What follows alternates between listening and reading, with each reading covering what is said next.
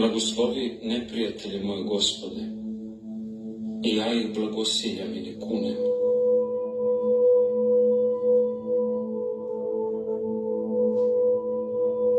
Neprijatelji su me više gurnuli tebi u naručje nego prijatelji. Prijatelji su me vezivali za zemlju, neprijatelji su me trešili od zemlje i rušili sva moja nadanja u zemlju. Ovi su me učinili strancem u zemaljskim carstvima i nepotrebnim stanovnikom zemlje. Kao što gonjena zver nađe sigurnije sklonište nego li negonjena, tako sam i ja gonjen neprijateljima našao najsigurnije sklonište, sakrivši se pod tvoj šator, gde ni prijatelji ni neprijatelji ne mogu pogubiti dušu moju.